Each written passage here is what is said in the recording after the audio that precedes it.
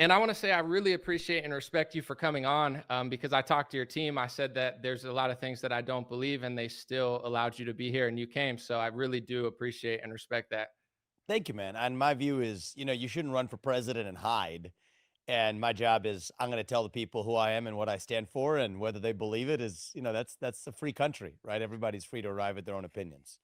And I want to tell you why I'm doing this too, because it's nothing personal, nothing below the belt. After 2020, right, I watched Yeah. the entire country, in my opinion, get bamboozled by our government and the pharmaceutical industry. We had 15 days to slow the spread. They extended it.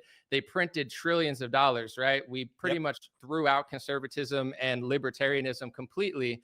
And at this moment, it's hard for me to trust a pharmaceutical CEO to run the opposition party, especially after Donald Trump hired Alex Azar for HHS, who was an Eli Lilly lobbyist executive. I wasn't thrilled with how our presidency turned out. So that's why, I'm kind of bringing you here Yeah. to ask a few questions. What's going on, everyone? Sasha here today, and we're going to be doing talking about analysis, commentary type of video today. So there was an interview with Vivek with I believe his Anomaly, and he did an interview, and I know he's been a big skeptic of Vivek, so I'm glad that he did the interview. The interview is about 40 minutes. You guys can check it out right after this video because I'm just going to share some clips and give some of my thoughts about it. I think Anomaly kind of came in like I want to say he was. I mean, my position is no one's unbiased, no one's really objective, right? Some people can downplay their biases more than others, but from him, that's why I gave you guys the intro that he comes from the place where he don't trust people from big pharma, right? And I think he's letting that kind of lead his decision making in a way.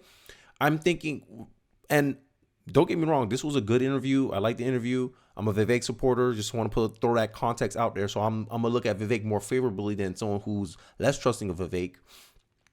But I felt like he was trying to find reasons to distrust him instead of letting the evidence tell him this person's not trustworthy, right? You're gonna see some clips of him kind of explaining his quotes, his position about the election interference, right? What he actually believes on it, whether he believes in what he said in Woke Inc. or did his opinions about the election interference evolve over time. And this is one thing I don't understand with people. And this is this weird thing I see in politics. Why we hold politicians such high regards? In my view, right, and this is why I said I don't think America can handle an honest politician, because an honest politician makes mistakes, change their minds, right? Won't do everything correctly. And I feel there's an unfair expectation on Vivek when they don't hold other candidates to the same, I guess, fire. But I digress. So I don't want to talk too much. I want to kind of get into the video. So this is where he's going to kind of question him about his book, Nation of Victims. I own the book. And this is a common critique that I hear a lot of people have against Vivek about his positions on the election interference. And I always think of it as a way of people, if Vivek doesn't say something word for word of what you believe to be true, you're going to think he's flip-flopping. When end of the day, like, no one knows for sure. We all have evidence, we all have speculation, but the courts deny us of that opportunity to have those things resolved. So everyone is speculating at this point. But hey, I digress. Let's get into the video. We have limited time. So I just want to read this quote. It's from your book, Nation of Victims, which I actually purchased on Kindle to make sure that it was legit. I didn't want to go off other sources. You wrote, "It was a dark day for democracy. The loser of the last election refused to concede the race, claimed the election was stolen, and raised hundreds of millions of dollars from loyal supporters, and is considering running for executive office again." I'm referring, of course, to Donald Trump, where you compared him in that chapter to Stacey Abrams as a sore loser. Do you still stand by that? So, and you read the whole chapter, right? Because that I entire did. line you read, that was the opening lines of the chapter where I said, I'm of course referring to Stacey Abrams, right? So what And I then you did said there, it's yep, Donald Trump as well. absolutely, Yeah. absolutely. I just want people who haven't read the book to understand, because everything is, I mean, there's a tone I'm bringing to this. Okay, I want to unite the country, and would I have handled the way that Donald Trump handled the lead up to January 6th? No, I would have handled it very differently. I've been very clear about things I would have done. I'm in this race for a reason. But my view is none of that was illegal. And I think where I have gone vehement in recent months on this, in the last 6 months, is when they then start prosecuting him for bad judgments, that changes my emphasis. Okay. My emphasis is on, we can't be a country where the party in power uses police force to indict its political opponents, which is probably why I have been by far the clearest voice in the GOP that if I'm elected, I would pardon Trump. I think they need to drop the investigations now. I think this sets a dangerous precedent for our country. But that is different from saying that I would have done everything the same way that he did. And I think we've got to be able to draw those distinctions. I did at the time. In fact, I wrote an op-ed in the Wall Street Journal, even before Nation of Victims. What was January 10th, or it was 4 days or so after what happened on January 6, 2021, saying that the reason that this happened was systematic censorship in the year leading up to January 6, 2021. Now, people ask me, oh, are you defending Trump's behavior? I said it at the time. I said, no, I think his behavior was bad on that day. I would have handled the situation really differently. But we've got to be able to draw those distinctions and say, Trump didn't cause January 6th, censorship did. Let's speak the truth. Yeah, I think this is this put everything in perspective for me with Vivek's position. And I already knew this kind of thing because I follow Vivek. I know him in a way. I feel like I know him because I have all his books. But his is to take his nuance. Hey, I believe big tech played more of a factor in election interference than voter fraud, right? And because he say that and not what people want, oh, he's flip-flopping. Oh, he's trying to con us. He's just trying to be, he's fake. He's a plant. He's doing this. I'm like, yo, it sounds like, and this is my problem with people. It sounds like you guys just want politicians, all they do is mirror back or try to echo your sentiment so they can get elected. But when you get an honest politician, he's never going to always echo a sentiment that you believe to be true. And I think this is where we need to get away from politics. This is why when people blame politicians, oh, politicians messed up our state, politicians did that, I always ask the question, who elected them? Just like a woman, if she keeps complaining about all the guys she's dating, we're going to look at the source. Hey, there's something you're doing. Your decision making always seems to land on guys like this. Maybe it's something with you. It's maybe something that you're looking for, what you're expecting. And this is my problem. I don't think Americans can handle an honest politician because they're going to say, an honest politician is going to say something you don't like. If a politician wasn't honest, in my view, they'll always say things that you agree with. Even with the war in Ukraine, you saw it in the debates. Hand raised high. Hey, yeah, I'm a pardon Donald Trump, and I'll vote for Donald Trump if he end up being the nominee. He was the only one, like, clear. But people will take that, oh, he's flip-flopping, he's trying to be fake, he's trying to do this. Bro, end of the day, I know one thing about human beings. We suck at judging people's intentions. We can only judge action. And based on his action, everything lines up. Why, if he agreed with everything Trump said, why he's running? He said, I'll handle things differently. I would have behaved differently. Now, prosecuting him for a non-illegal offense, that's where he draw the line. They're prosecuting him over asking for legal advice. Say, hey, how can we get these voting counts? How can we get a voting recount? Because I don't think I lost the election. What legal process can I go through to challenge this? Because I don't believe I lost by this much. For that, they're trying to put him in jail. For that, they're trying to take him out of ballots. And that's where Vivek draws the line. It's like we can't handle nuance anymore. And this is what's starting to frustrate me in our politics today. But I digress. Let's move on to the next clip. And you're going to see he's very skeptical of Vivek. But I think there should be a certain level of skepticism about where you're getting your information as well. But hey, that's just me. Let's get into the clip. Great. I watched your DC Drano and Candace Owens interview, and when they brought it up, you said it was airlifted and satirical. I felt like you were misleading the audience, trying to make them think that you didn't say it. I just want to read this here because my issue is not that you think that Trump's a sore loser like Stacey Abrams, or if you didn't, I'm just not sure which one you actually believe, because in the book, I'm just going to read another part. It says, so I was especially disappointed when I saw President Trump take a page from Stacey Abrams' playbook. His claims were just as weak as Abrams. She claimed voter suppression. He claimed voter fraud. And you went on to say how his claims of voter fraud were ridiculous and you didn't agree with them. But then on Candace Owens' thing, you said that you did believe in ballot fraud and election fraud when they kind of tested you. So I'm just wondering which one is you, the one that you wrote a year ago or the one on Candace's show for their audience? Hey, so I'll be honest about this. I've been clear. If you read also Woke Inc., the book before Nation of Victims, where I was clear about this, the form of election interference that I think changed the outcome of the election, and I think it changed the outcome of the election, was big tech's interference. Okay. Search algorithms changing what did and didn't show up on Google searches. The Hunter Biden laptop story being systematically suppressed. Yes, I've been clear even since my first book in Woke Inc. that I believe that this actually is dangerous, change the outcome of the election. Now, at the time I wrote Nation of Victims, I wasn't in politics. I'm coming from the business world. I will say that over the last year, as people have, including some people in the conservative movement who are friends, have pushed back and have said, hey, listen up. Here's actual data, hard data of ballot harvesting and otherwise, some of which was illegal.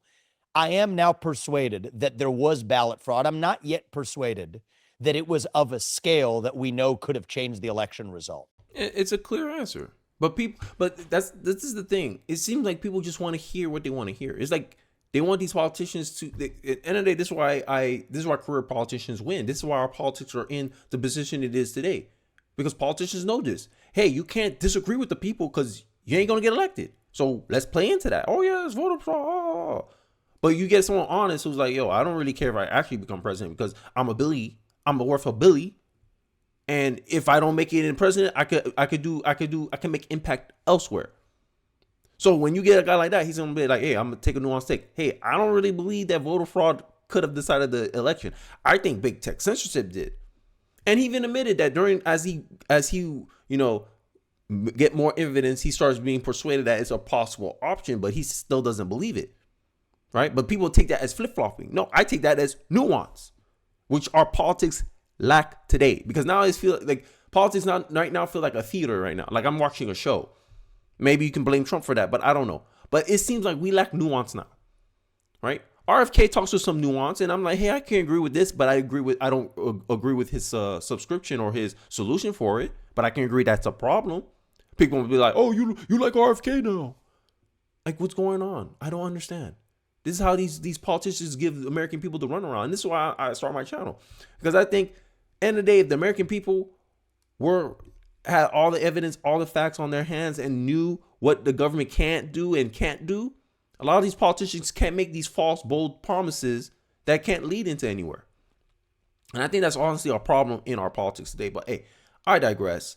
Let's go into this last clip, the final clip of this video, where he's going to get challenged about his scholarship thing, because I don't know why this is a problem, but apparently it is. People don't trust him because he got a scholarship from George Soros.